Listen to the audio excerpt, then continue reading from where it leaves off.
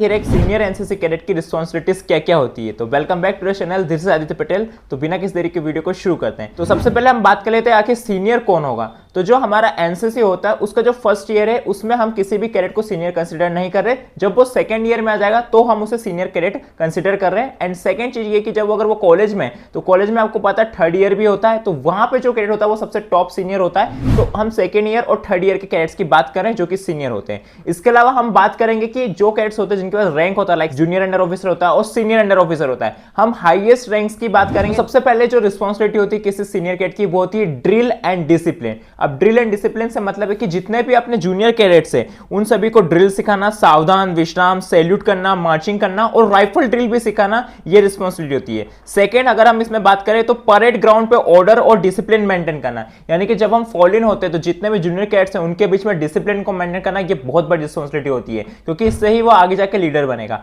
और जो third point आता है इसके अंदर वो ये है कि जो एंश्योर करना कि जूनियर्स टाइम पे आए, प्रॉपर टाउन आउट में हो। कहने का मतलब है कि जब भी हमारी एनसीसी की क्लास लगती है तो वहां पे जितने भी जूनियर कैडेट्स आ रहे हैं प्रॉपर टाइम पे आए, जिनको टाइम दिया गया फॉल इन होने का, साथ में उनका जो टर्न आउट है, जो यूनिफॉर्म है, एकदम बैलेट से लेके बूट तक एकदम टॉप नॉच होनी चाहिए। बात करते हैं सेकंड जवाबदारी की, वो होती है ट्रेनिंग सपोर्ट। अब ट्रेनिंग सपोर्ट कैसे, देखिए जो एनसीसी के जो जूनियर्स होते हैं उनको थ्योरी पढ़ाना, एनसीसी का सिलेबस क्या होता है, रैंक्स कौन कौन सी होती है एनसीसी की, मोटो के बारे में बताना, हिस्ट्री के बारे में बताना एनसीसी की, इन सब चीजों में हेल्प करना जूनियर कैडेट्स की काफी बड़ी रिस्पॉन्सिबिलिटी होती है। क्योंकि अगर हम जूनियर को नहीं बताएंगे कि एनसीसी वर्क कैसे करती है, किस तरह से रैंक सिस्टम वर्क करता है, किस तरह से आप आगे जाकर सीनियर बन सकते हो, कौन कौन से कैंप आप कर सकते हो, आरडीसी के बारे में गाइड करना, टीएससी के बारे में गाइड करना, सारी इंफॉर्मेशन आपको सीनियर से मिलेगी। क्योंकि आपके एएनओ सर आपको एक एक डिटेल नहीं देंगे, तो आपको जो सीनियर कैडेट है उसकी रिस्पॉन्सिबिलिटी बनती है कि वो आपको ये सारी इंफॉर्मेशन दे। अगर हम कैंप में बात करें तो सीएटीसी कैंप, जो कि किसी भी एनसीसी कैडेट का पहला कैंप होता है जिसको हम बोलते हैं सीएटीसी कैंप, ठीक है। इसके अलावा ATC camp, RDC camp, TSC camp जैसे बड़े कैंप के बारे में बताना। हम बात करते हैं थर्ड नंबर की रिस्पॉन्सिबिलिटी की जो किसी सीनियर कैडेट की होती है, वो होती है लीडरशिप एंड टीम स्पिरिट। काफी बड़ा पॉइंट है, इस चीज को आपको ध्यान से समझना है। एक रोल मॉडल बनना, यानी कि अपने आप में एक लीडर बनना, साथ में smart turnout, sharp drill and punctuality. अगर आपको सीनियर बनना ना तो सीनियर में एक आपको एक आइकन, एक एग्जांपल बना होगा। ऐसा बोलना चाहिए कि आप जिस भी स्कूल या कॉलेज में पढ़ते हैं कि आप बटालियन जाते तो वहां पे आपका नाम चलना है, जो कॉलेज का सीनियर कैडेट है वो कहां है भैया, उस बंदे को लाओ, वो एकदम परफेक्ट बंदा है, उसका टर्नआउट एक नंबर, उसकी ड्रिल अच्छी है, वो एकदम स्मार्ट है, सारी चीजें अच्छे से कर लेता है और वो एक लीडर है, ठीक है। तो ऐसी पहचान तब बनेगी जब आप एक लीडर होंगे, ठीक है। तो एक एग्जांपल बनना होगा सीनियर को, तब जाके वो सीनियर कहलाएगा।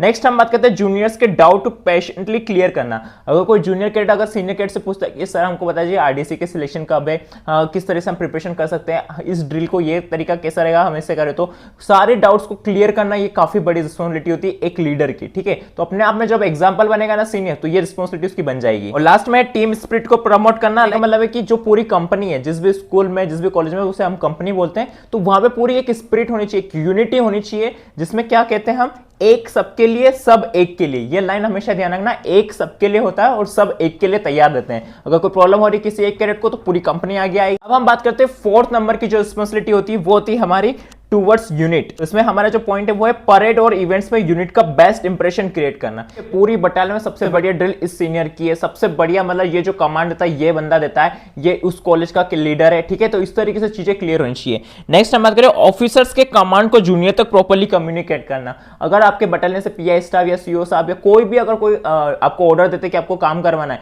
तो आपका रिस्पॉन्सिबिलिटी बनता है कि आप में इतना मतलब इतना पावर होना चाहिए, मतलब आप इतने शानदार लीडर होने चाहिए कि आप अपने जूनियर्स को बोल के वो काम करवा सके, ठीक है। अदरवाइज आप किस बात के सीनियर कि अगर आपको कुछ काम दिया गया आप खुद ही करने लगे वो काम, ठीक है। आपको तो करना है काम, आप एग्जांपल तो आपको सेट करना है, आपको करना है, बट आपको ऐसे पूरी टीम को लेकर चलना है। ऐसा नहीं कि सीनियर काम करे जा रहा है, जूनियर्स बैठे हुए, नहीं, जूनियर्स को लेके ये काम करोगे तो ज्यादा बेटर होगा। जो पॉइंट आता है वो था डॉक्यूमेंटेशन। अटेंडेंस में कभी कभी सीनियर असिस्ट करते हैं। कहने का मतलब है कि आपने देखा होगा जब भी हमारा बटालियन पे कोई इवेंट होता है या हमारा कोई कैंप लगता है, डे कैंप लगता है, बटालियन पे कैंप लगता है, तो उसमें एक रजिस्टर मेंटेन करना होता है जहां पे सभी कैडेट्स की अटेंडेंस लगती है। इवन जब मैंने सीएटीसी कैंप किया था ना, तो मुझे भी ये चांस मिला था, पूरे 500 के समथिंग जो कैडेट्स थे, कोविड में मैंने अटेंडेंस ली थी। आप बिलीव नहीं करोगे, उससे मैंने काफी चीजें सीखी है। मतलब 500 कैडेट्स की अटेंडेंस लेना it's not a simple thing, ठीक है। 2 कैडेट बैठते हैं, पूरे चेयर कुर्सी मिलती है, मस्त बढ़िया वाली फीलिंग आती है, पर कुछ मिस्टेक नहीं होनी चाहिए, सारी चीजें प्रॉपर होनी चाहिए, क्योंकि सबसे फिर खाना वगैरह आता है, सारी चीजें होती है। तो कहने का मतलब है कि जो सीनियर कैडेट्स होते हैं उनको अटेंडेंस लेने का भी चांस मिलता है। तो ऑलवेज रिमेंबर अपनी राइटिंग पे ध्यान रखना, क्योंकि आपको पूरा रजिस्टर मेंटेन करना है, ऐसा नहीं गंदी राइटिंग में कर रहे हैं, अच्छी राइटिंग में मेंटेन करना है। कहने का मतलब है कि सीनियर की रिस्पॉन्सिबिलिटी बटालियन के प्रति बहुत ज्यादा होती है। बात करते हैं लास्ट रिस्पॉन्सिबिलिटी क्या होती है किसी सीनियर की। गाइडिंग जूनियर्स फॉर फ्यूचर, यानी कि जितने भी कैंप के सिलेक्शन प्रोसेस होते हैं उनको समझाना। आरडीसी कैंप, टीएससी कैंप, नौसेना कैंप, वायुसेना कैंप, ईबीएसबी कैंप, ऑलमोस्ट जितने भी कैंप्स आपकी बटालियन में कंडक्ट होते जा रहे, लास्ट ईयर हुए, उन सभी के बारे में अपने जूनियर कैडेट्स को बताना कि भैया ये कैंप आने वाला है, इस कैंप में ये चीजें होगी। जो भी कैडेट इंटरेस्टेड है, जिनको लगता है सिलेक्शन देना चाहिए, वो आ जाओ, उनका सिलेक्शन लो और कैंप में जाओ, ठीक है। तो ये चीजें एक सीनियर रिस्पॉन्सिबिलिटी बनती है कि वो अपने जूनियर कैडेट्स को एक चांस दें, उनको समझाए कि क्या क्या होता है कैंप में, सो दैट कैडेट उसमें पार्टिसिपेट कर पाए अपने इंटरेस्ट के अकॉर्डिंग। हम कहते हैं स्कॉलरशिप, एनसीसी बी और सी सर्टिफिकेट का इंपॉर्टेंस एक्सप्लेन करना, क्योंकि काफी सारे कैडेट्स को पता ही नहीं होता कि बी सर्टिफिकेट का क्या इंपॉर्टेंस है, सी सर्टिफिकेट का क्या इंपॉर्टेंस। वो जस्ट ऐसे स्कूल में होती है एनसीसी, कॉलेज में होती है एनसीसी और कर लेते हैं, ये नहीं होता। उसका क्या बेनिफिट होने वाला, अल्टीमेटली हम काम किस चीज के लिए कर रहे हैं, सर्टिफिकेट के लिए कर रहे हैं, तो बेनिफिट हमको पहले पता होना चाहिए ये चीज। और सेकंड चीज क्या, स्कॉलरशिप जो प्रोग्राम्स होते हैं उसमें कौन कैडेट एलिजिबल है, ठीक है। जो भी एनसीसी कैडेट्स को स्कॉलरशिप मिल सकती है उनको भी इसके बारे में बताना चाहिए। लास्ट में आता है इसमें करियर गाइडेंस करना चाहिए, like NDA, CDS, army, navy, air force, ठीक है। मतलब कहने का मतलब है कि अगर आप एक एनसीसी कैडेट है ना, तो आपका सीनियर कैडेट का रिस्पॉन्सिबिलिटी बनता है कि वो आपको बताए कि आपका आर्मी से रिलेटेड क्या क्या चीजें हो सकती है अगर आपने एनसीसी किया है तो। मतलब कुल मिला के आता है कि एनसीसी का जो सीनियर होता है वो सिर्फ सीनियर नहीं होता, वो एक तरह से मेंटर होता है, वो आपको सारी चीजें एक्सप्लेन करता है, ठीक है। सिर्फ ये नहीं बताता कि आपने एनसीसी अच्छे से कर लिया एंड दैट्स इट, नहीं, वो आपको बताएगा एनसीसी के बाद व्हाट नेक्स्ट, आप क्या अच्छा कर सकते हैं अपनी लाइफ में, ठीक है। एनसीसी का यूज कैसे कर सकते हैं अपनी लाइफ में, कुछ इस तरीके से, ओके। मैं आपको लास्ट में कुछ ऐसा मूल मंत्र बताऊंगा जिसको आपको पूरा ध्यान रखना अगर आप एक एनसीसी सीनियर हो तो। सबसे नंबर वन है डिसिप्लिन। खुद फॉलो करो पहले डिसिप्लिन को, उसका जूनियर को भी फॉलो कराओ। अगर आप टाइम पे पहुंच जाते हैं फॉलो इन वाली जगह पे, देन आपके मतलब कि कहने का मतलब है कि जूनियर्स के पहुंचने से पहले ही आपको पहुंच जाना है अपने परेड ग्राउंड पे। ये दिखाएगा आपका डिसिप्लिन। टाइम से पहले पहुंचो, कोई इशू नहीं है, ठीक है। टाइम पे पहुंचना अच्छी बात है, और टाइम के पहले पहुंचोगे तो ये और अच्छी चीज रहेगी, ताकि जूनियर्स भी देखेंगे यार हमारे सीनियर हमसे पहले आ गए, देन डेफिनेटली कुछ अच्छी बात है, ठीक है।